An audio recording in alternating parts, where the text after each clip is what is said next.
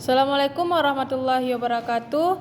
Perkenalkan, nama saya Adinda Zilvia dengan NPM 231110301009. Di sini saya akan menjawab tugas ujian invertebrata air. 1. Peran invertebrata air dalam bidang kelautan, budidaya perairan, dan pemanfaatan sumber daya perikanan.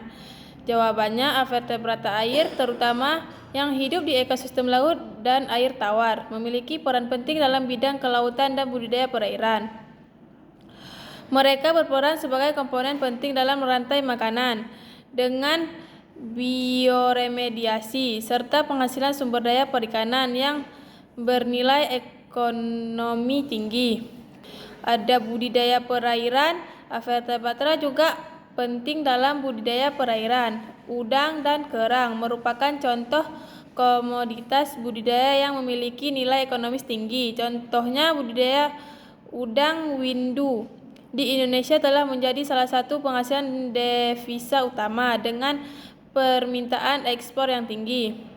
Pemanfaatan sumber daya perikanan, invertebrata seperti cumi-cumi dan gurita juga menjadi komoditas penting dalam industri perikanan.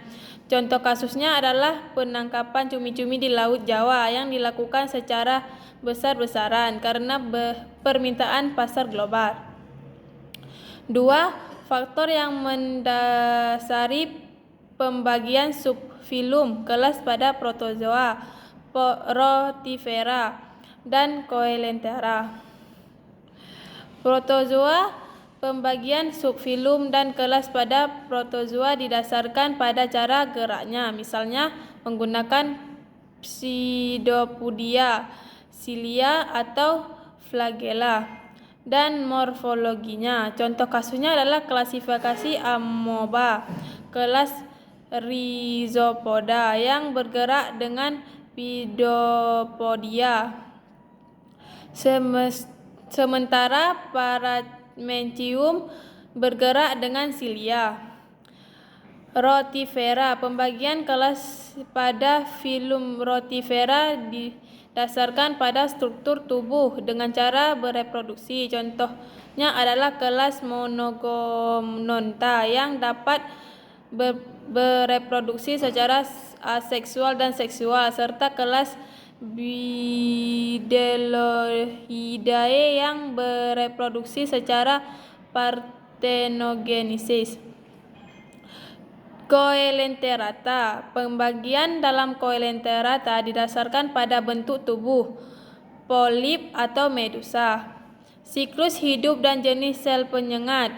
Contohnya adalah kelas Hydrozoa yang memiliki bentuk polip dominan, sementara kelas Scyphozoa memiliki bentuk medusa yang dominan seperti ubur-ubur.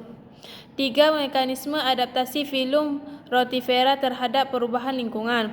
Filum rotifera memiliki berbagai mekanisme adaptasi untuk bertahan di lingkungan perairan yang berubah-ubah, seperti perubahan suhu, salinitas, dan ketersediaan makanan.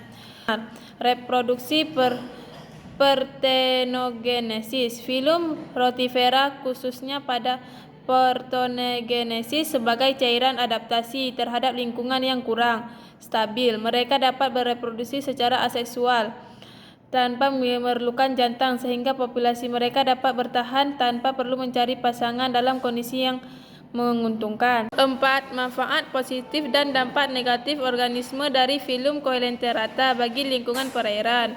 Manfaat positif: pembentukan ekosistem terumbu karang. Coelenterata seperti karang adalah penyusun utama terumbu karang yang menyediakan habitat bagi berbagai spesies laut. Terumbu karang juga berperan dalam melindungi pantai dari erosi. Dampak negatif: ubur-ubur yang merusak. Ubur-ubur dapat berkembang biak dengan cepat dalam kondisi perairan yang tercemar atau eutrofik, menyebab bloom ubur-ubur.